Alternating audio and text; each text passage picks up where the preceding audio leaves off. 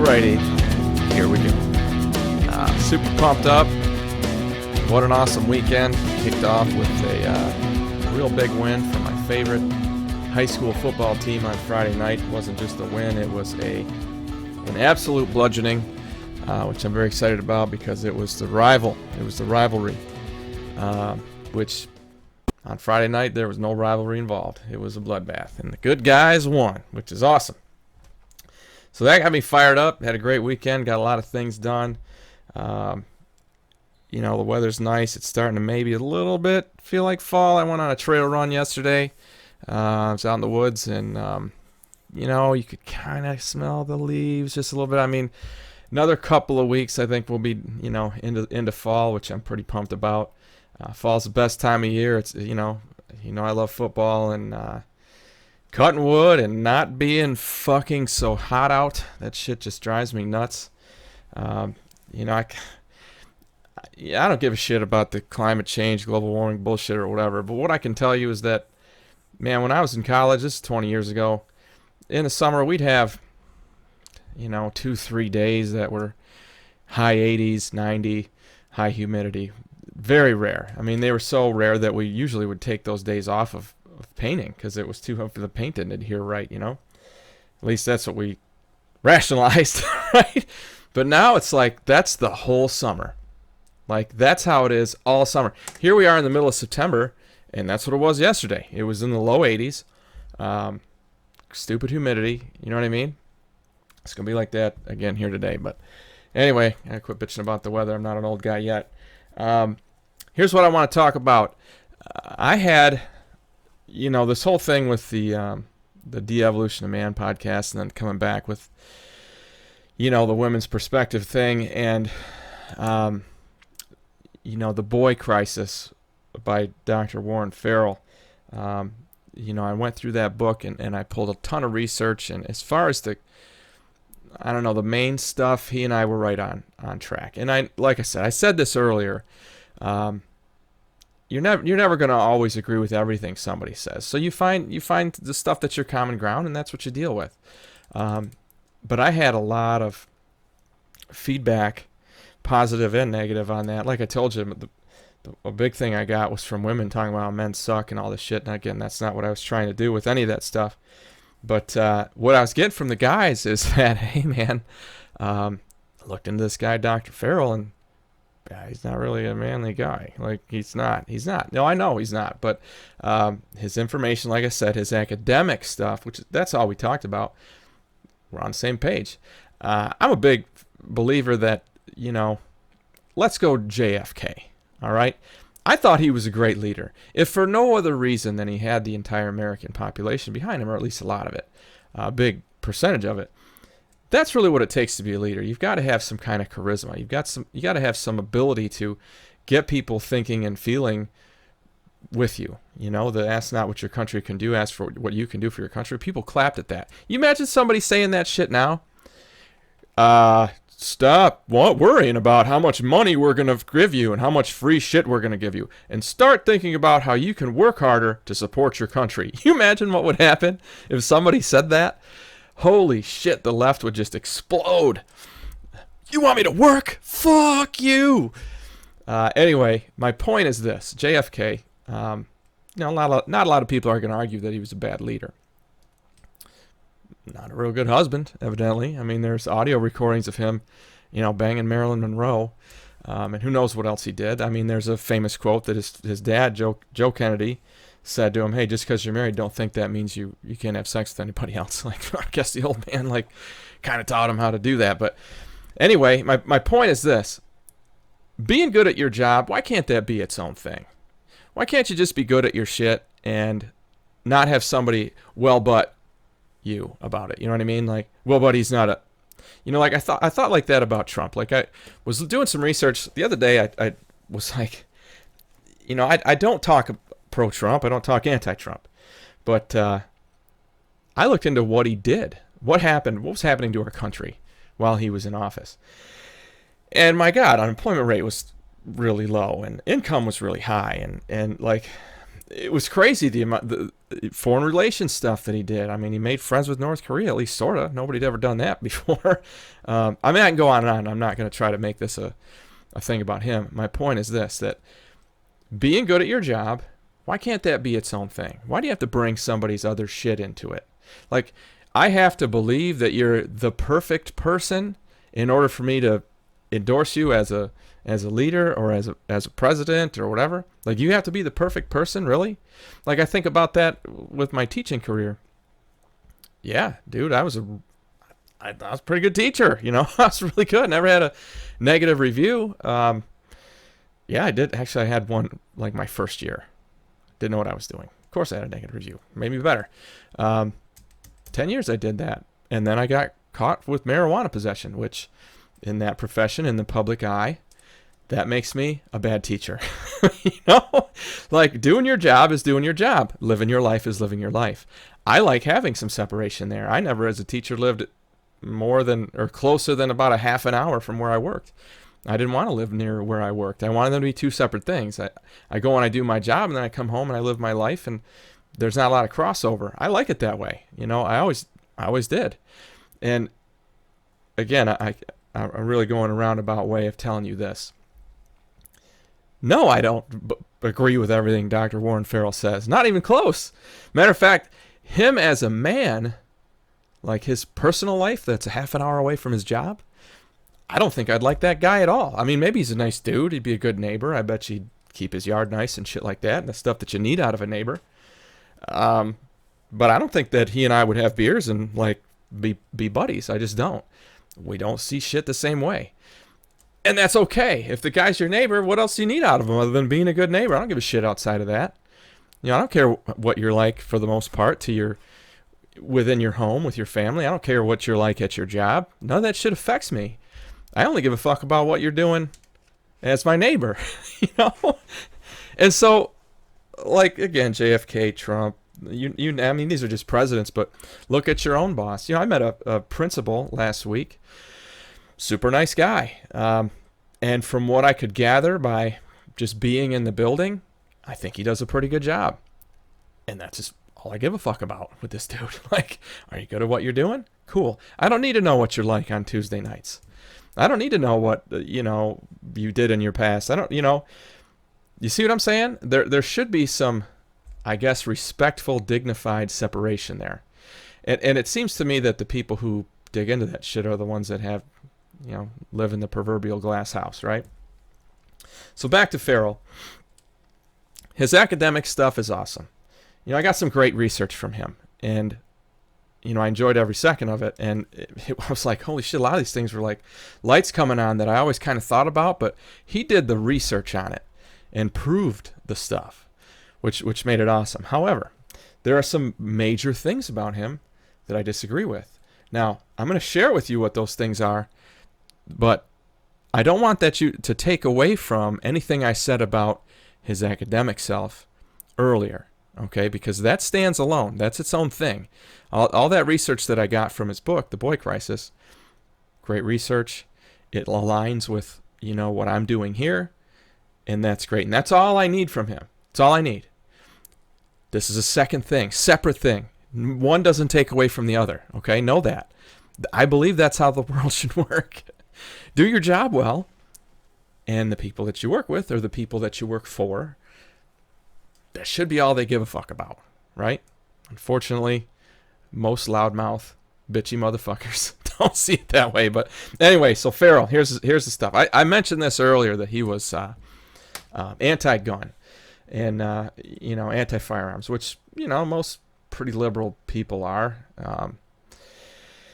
And he quotes this stuff, which let's see how sharp you guys are. Let's see if you guys can pick up on this. So, mass killings, all right, and that's usually the argument against assault rifles, right? Sandy Hook, Columbine, the guy in Las Vegas. I mean, you can go on and on. Mass killings. That's why people are anti-assault weapon, right? That's usually the main argument. So let me talk about some mass killings here. In 1886, a labor rally at Chicago's Haymarket Square. 11 people were murdered, including 7 police officers. More than 100 were wounded. In 1910, 2 leaders of the Ironworkers Union pled guilty to killing 20 people in L.A. 1920, anarchists ended the lives of 40 and injured hundreds in New York City's Wall Street area. 1927, here in my home state of Michigan, Andrew Kehoe killed 38 elementary school children. Yeah, not high school kids, elementary kids, and 6 adults, and wounded at least 58 other people in what's known as the Bath school disaster. And up until Oklahoma City, I think it was number 3 largest mass murder in the country, I think. 1971, unknown man murdered 30 in the upstairs lounge, a gay bar in New Orleans, French Quarter. 1972, caller claimed to represent Soviet Jews, killed 1 person, wounded 9. In an office, 75, blah, blah, blah, lots of stuff in the 70s. 1993, 6 people were killed, more than 1,000 injured at the World Trade Center in New York City. 1995, Oklahoma City, Timothy McVeigh, 168 dead, injured more than 500.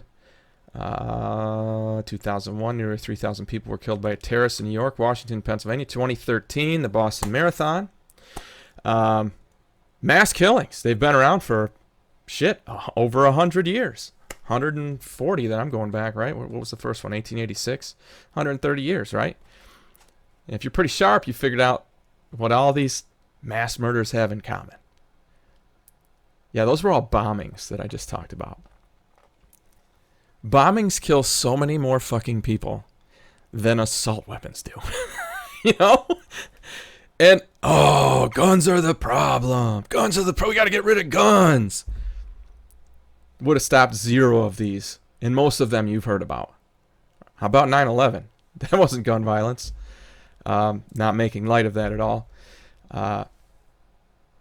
Right? And that's the thing. So Warren Farrell, super anti-gun. Like I told you, he's got, I think it's chapter 21. I re-listened to the audio on that where I talked about him, and I said chapter 1. I meant there was 1 chapter, and it was chapter 21, where the whole thing was anti-gun, and he tied it all in that, all these, and I talked about that too, that these mass shootings, which he talked about, 92% of them or something, a super high percentage of them were committed by fatherless boys. Right? And man, when you talk about that, let's just take that statement. Talk about separating things. When you make that statement, people focus on different parts of it, right? If you're anti-gun, you're going to, it's guns. Guns are the problem. If you're a man-hater, which is pretty fucking common, toxic masculinity, you're going to focus on the fact that it was boys who did it. You know what I mean? If you're Warren Farrell, if you're myself, and you're looking at that academically, you're going, well, we got to get dads more involved. And if it's, if you're a single mom who's all bitter, you're like, well, that's because dads fucking leave. Everybody's got a different way to blame when you make a statement like that, which it's kind of fucked up. But know that. Don't value project and think that everyone's going to see it the same way you do. All right? So, Dr. Farrell, he cleverly added all these opinions of his into a very academic, research-based book. And bro, it's your book. You can put whatever you want in there. I put whatever I wanted in mine. I put whatever I want in my podcast. But again, you as a listener, as a reader, somebody who's trying to get better at life, you need to know that you can sift through that and get great shit out of it. I think I demonstrated that fairly effectively when I did a whole podcast about what the Unabomber did right, what Ted Kaczynski did correctly. Guy killed a bunch of fucking people. I mean, he's going to fall into the category of bad person for most people. But that doesn't mean everything about him is shit. It doesn't mean everything about him is garbage. It doesn't mean that he never did anything that was worth a shit. It doesn't. It's on you as a human to sift through and go, well, I'm going to cast that aside, but I like this. I can learn from this. This will make me better. I'm going to cast that aside.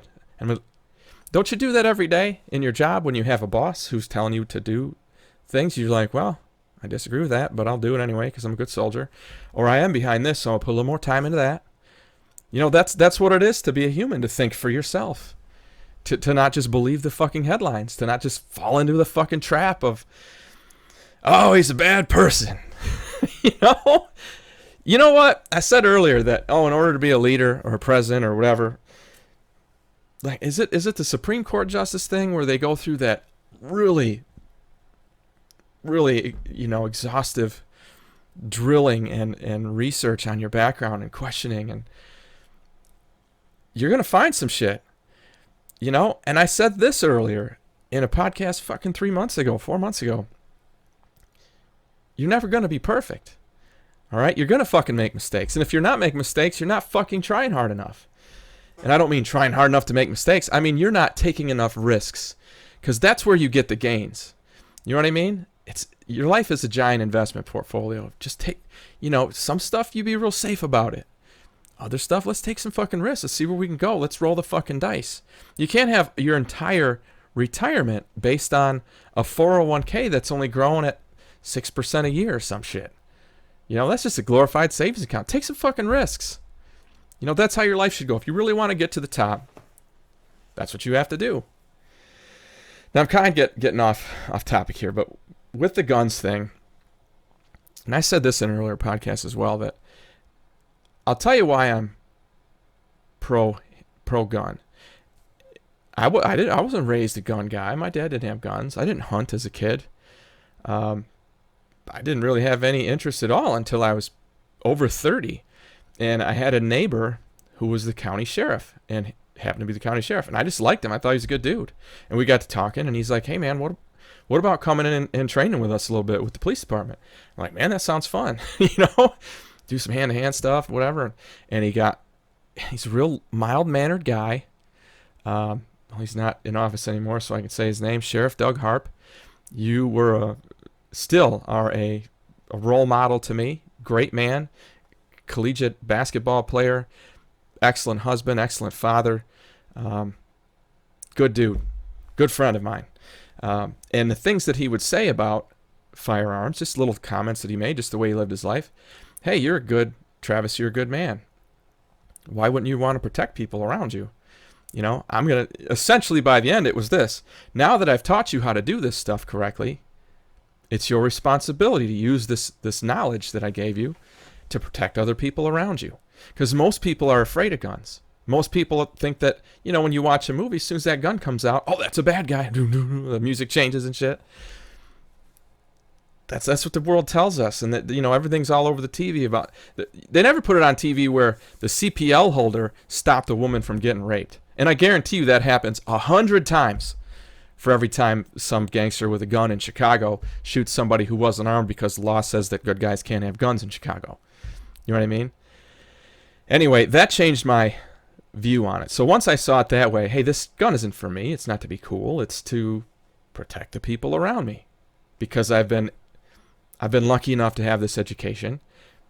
That's my job. That's what I have to do with it. And ultimately, it comes down to self-reliance. I'll call 911 if somebody breaks into my house. I mean, if I can, I'll call before I take care of myself, but probably it's going to be after I've already put that fucker down, because the police can't be there as soon as that window breaks and they climb in. Police can't be there, but you can, and it's your job to protect the people around you and yourself. That's why I have firearms. That's it. I'm not even a big shooter. I still don't hunt. I don't go out, but I know that I will protect myself. I'll protect the people around me. That's why I have them anyway. So Farrell and I were never going to get along on that point. Somebody breaks into Farrell's house, he's going to be cowering in the corner. I don't ever want to be in that position. Right? So there's one thing. We don't agree on that. Again, he spent a whole fucking chapter on it. He's also very anti what he calls the death professions. I mean, he talks about them in a very negative light, and what he throws into that category is basically anything construction related. Basically a bunch of shit that dudes do. Driving semi-trucks, fighting fires, being a policeman, doing construction, all forms of construction. Basically, any place where your workman's comp rate's going to be so damn high, you know what I mean? Places where people get injured a lot, places where people could die. Ice road trucking, these are all male-dominated professions, and he is very against that. He thinks that, and I don't want to put words in his mouth, but I'm paraphrasing and gathering from what was in his book and from what was in his research, that if we do a better job raising boys, they won't gravitate so strongly to those professions. And then, I don't know, I'm not sure what the back end is in his mind. I wish I could get a chance to ask him this, and maybe I will. I'll reach out to him.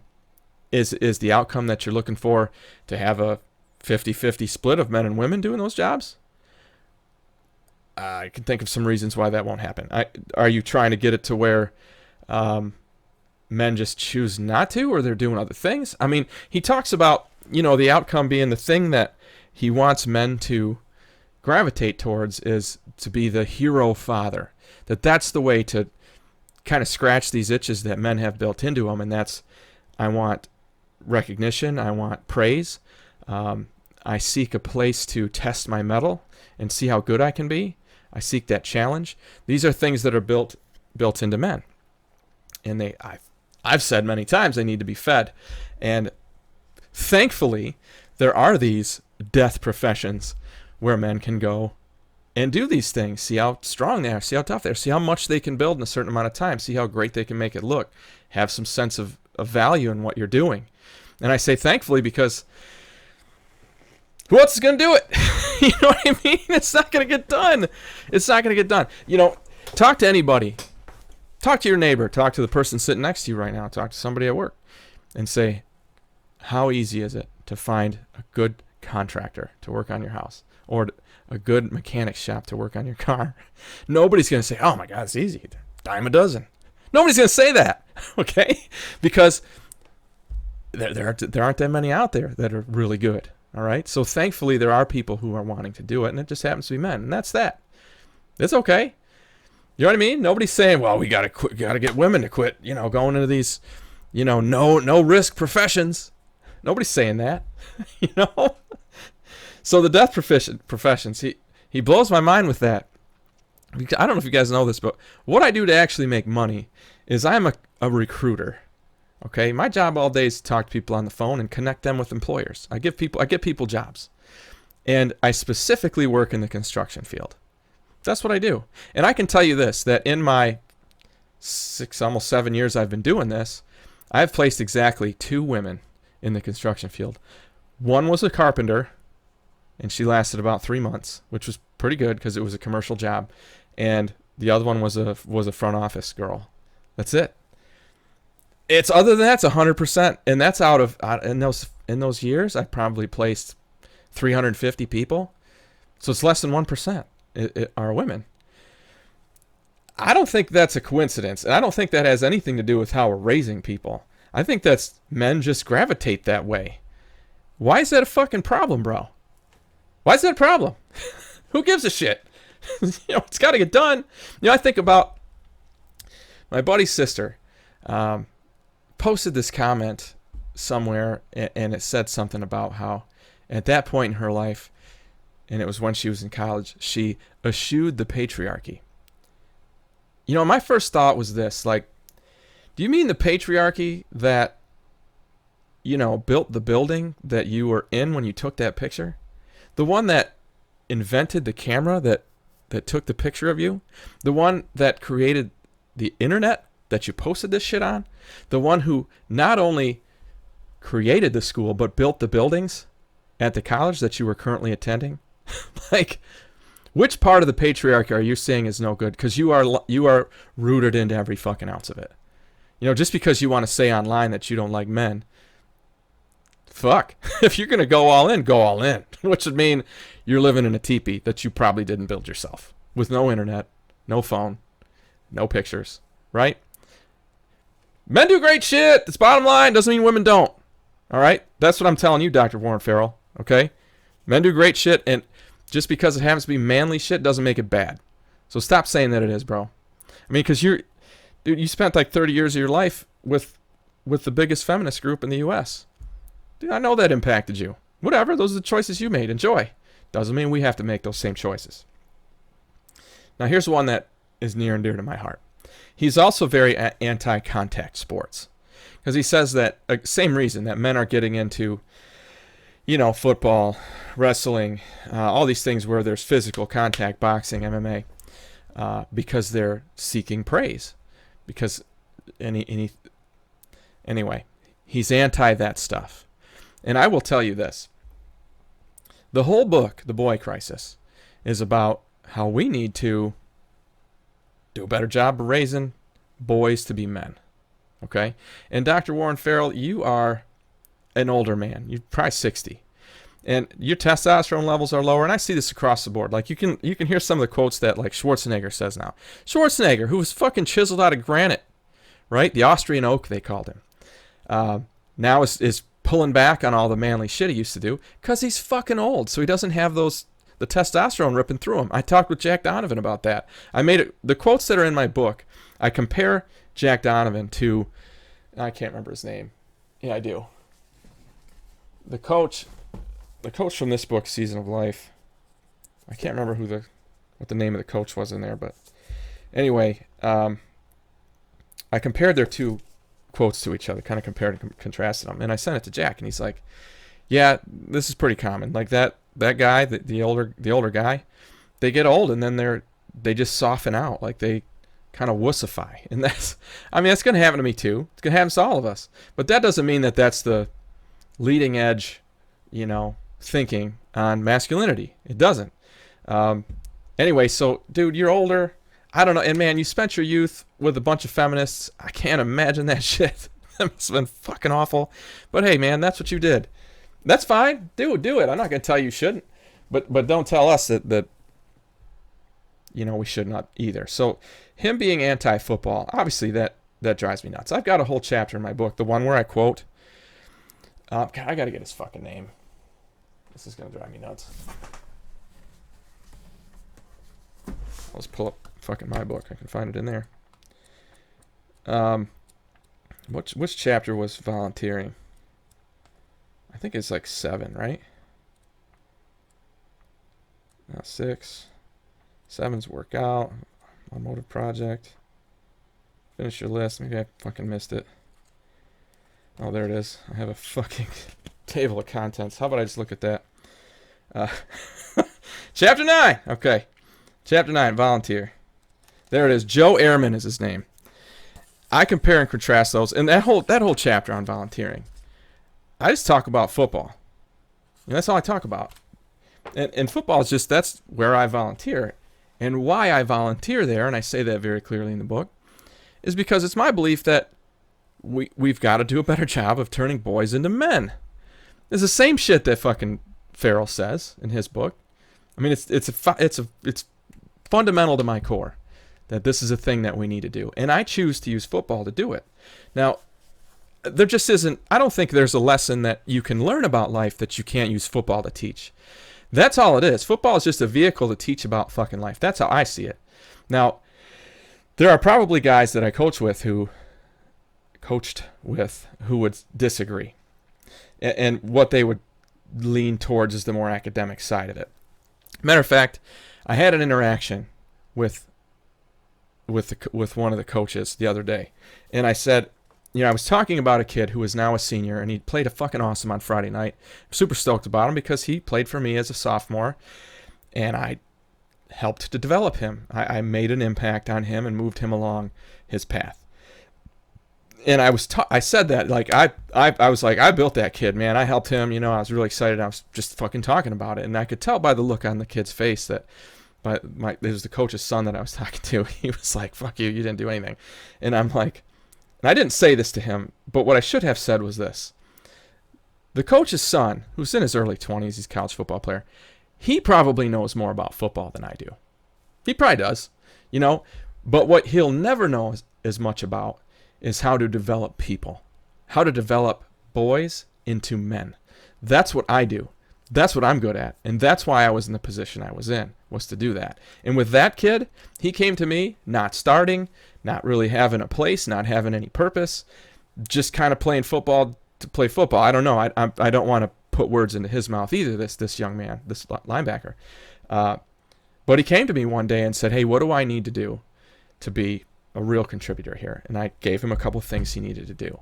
And then because he came to me on his own and asked that, I thought, this kid's got something. So I started feeding him. I started giving him things for his mind. I started giving him opportunities to lead. I started opening doors for him. But none of that would have helped had he not chosen to walk through them. And that's a credit to his parents who made him a great person, right? So the parents make him a great person.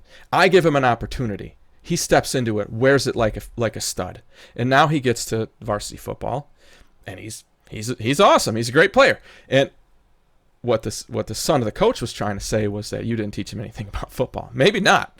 But he doesn't get to do the things he's doing without every step that was before that. And that's mostly because of his parents, a little bit because of me. And now his dad, who knows more football than fucking God, can turn this kid into whatever he wants him to be. But all those things have to be in place. Bottom line is this. It's not about who gets to take credit for the kid, not at all. The kid needs to take credit for himself, and this kid does. He's a fucking stud. I'm proud of him.